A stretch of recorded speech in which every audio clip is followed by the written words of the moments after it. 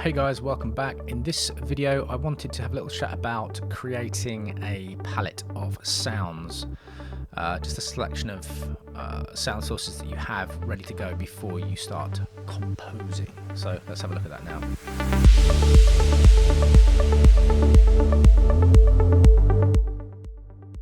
So this idea that I mentioned earlier about describing something with sound, really, I mean, I started working this way quite a long time ago, in fact. It just kind of evolved. I used to use mainly Omnisphere and Alchemy back in the day. Omnisphere Mark 1 and Alchemy when it was still available on PC. Thank you, Apple. Actually, I still have my installers for it, so that's not the end of the world. I'm rambling. Yeah, so if you look at something like, if you ever watch Bob Ross or any artist, you know, they have a palette. They have this big kind of tray of colours available to them. And even in films now, you know, the best example will be something like The Matrix. The original Matrix had everything was kind of green, wasn't it? So they have a colour palette that they work with, and so do most artists. They have this selection of colours they want to work with, and you can do the same kind of thing with audio. So what I would always do is I would think about the kind of track I wanted to make. And I think in this case, what I want to do is create something a little bit eerie, a little bit mysterious, not quite horror, but in fact nowhere near horror, just a little bit ominous and a little bit, what's going on? For no other reason than that's kind of where my inspiration went when I started looking through these sounds. And really, I mean, as I've been thinking about what I'm going to show you with this, the actual ambient tracks themselves, there's not a huge amount to them a lot of the time. We're not talking about dozens and dozens of channels of stuff going together. So in a usual how to make video, I mean, I know when I did the trance one, even that wasn't a lot of channels. There's a lot of technical information and a lot of how we're fitting things together, but really this kind of track is more about feel. You know, it's a bit of a wishy-washy phrase. What does that mean? But I'm kind of feeling my way through a mood or an atmosphere. So I'm going to try and impart more about the concepts of what I'm doing rather than the technicalities, because you'll be able to see what I'm doing. There's no in terms of mixing and putting sounds together, it's not difficult because there's no huge kick drums or bass lines going on, and that's usually where your technical problems start in any electronic track. But we're not doing that here. So yeah, I'm just going to probably waffle quite a lot. So, but you're probably used to that from me by now. Used to that from me. Anyway, so first things first, Omnisphere. So what I've done is created 5 channels of Omnisphere. And I've already loaded up a couple of channels of Anna 2, and I've just pulled in one of my old tracks, which we'll have a look at in a minute, to try and reinforce this point. So I'm just going to play through these one by one, and what I'm trying to do here is create this palette of sounds that I think already start working together, and they're already establishing that atmosphere. So they're almost like the foundation of what we want to do later, because we are going to bring in these more organic sounds. We're going to bring in some samples. And the samples can be literally anything, as you'll see from the track I've pulled in. So this first Omnisphere patch.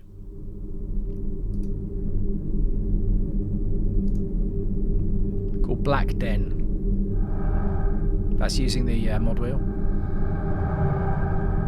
And again, the reason I use Omnisphere is just because it's so much easier for me to think about the palette of sounds without delving into sound design. I've mentioned it many times before, but when I'm making music, I hate sound design. I don't like doing it very much unless I really need something specific. Your mileage may vary. So there's this sound here.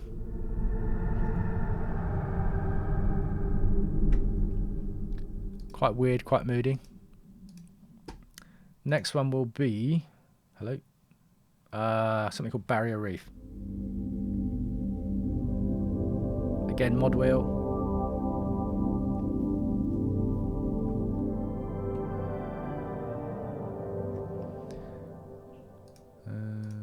Next one is, Omnisphere always takes a few seconds to load up. Something called Distant Memories.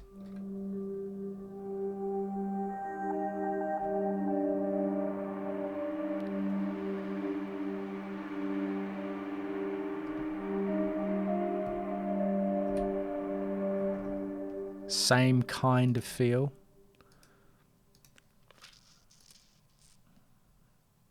I'm showing you these things for a reason. Usually I wouldn't run through this kind of thing, but try and recognize how they're all kind of in the same space.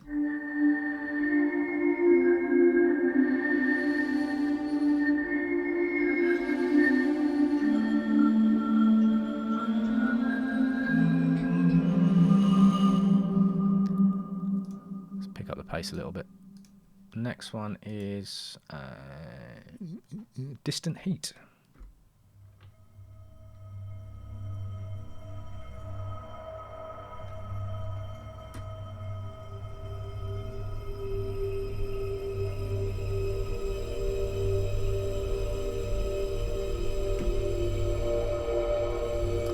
Right, so they're all doing similar things. So I might not actually use them all, and I might bring in more patches afterwards as well. So this is going to be the bed that most other things sit on. All of these sounds. If I play them all together, actually, I can't remember how you multi-select it like that.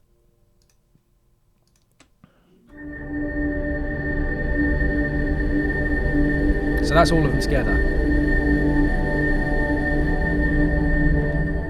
So I'm not going to play them all together at the same time like that. I'm probably just going to fade one in, bring one in, take one out. So there's always something going on. If you did have a look at the Space Ambient channel that I mentioned earlier, the guy that does the videos as well, there's a lot of that kind of thing going on. It's just this constant evolving texture in the background, and that's what we're going to use these ones for. Now, on top of that, I've previewed a few Anna 2 patches. Imagine that going over the top every now and again. I'll probably run this through a filter a little bit, and then through Black Hole. The reverb on Anna 2 is actually pretty good, and it's working nicely there. But it's probably a better idea, especially when you're leaning on reverb so much, to have most of it going through the same kind of reverb, so you don't end up with all this wishy-washy reverb fighting going on. But we'll see. So this patch here is about contrast. It's also quite, I don't want to say sinister, but it's, you know, imagine that in a movie. That kind of thing. And that's what we're trying to do. And then the last one is, I can't remember what I chose now. Steam pipe.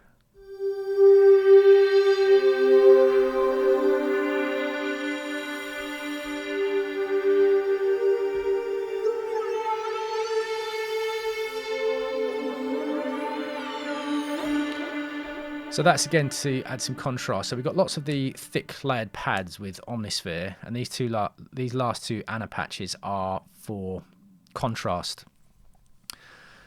And again, this idea of palette, if you think about the way we interpret and recognize audio, we make so many connections over the years with certain sounds meaning certain things, but there's also context.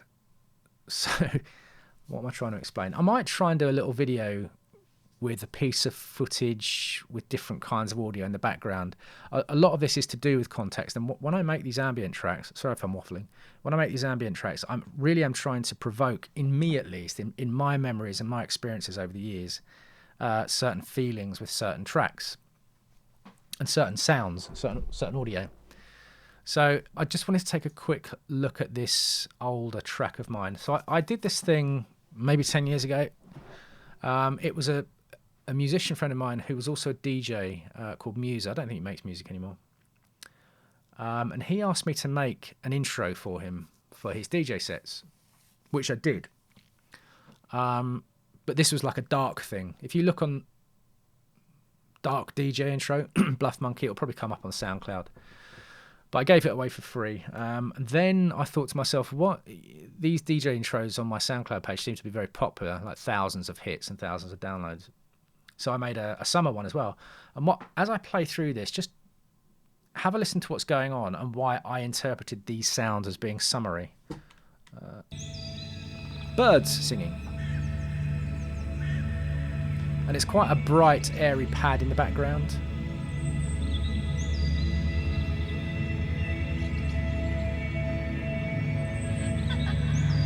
A girl laughing.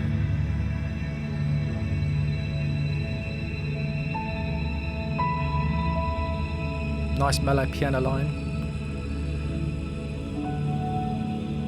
And notice it's in a major chord, major key, which is happier for some reason. Dreamy synth line. But can you see how everything's working together?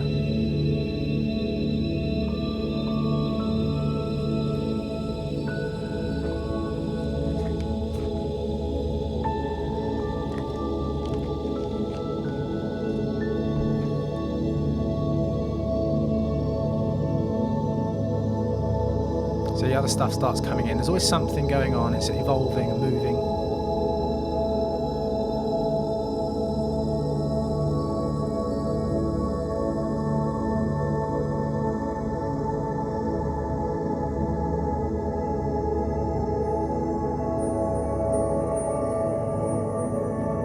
Bells. Love.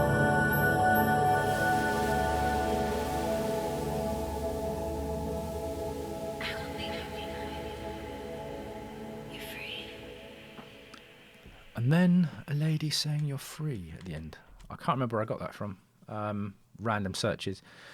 But yeah, this is the whole point of this kind of music for me, right? Is it even music? I don't know. Maybe it's just a texture. It's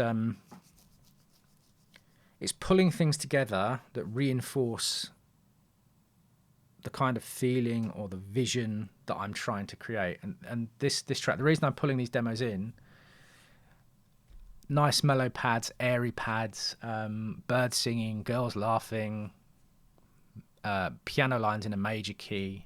It all reinforces that feeling of it being summer and happy, if that makes sense. So yeah, I've probably gone on long enough about this. In the next video, hopefully, I'll actually try and start making some music. Fingers crossed. See you there.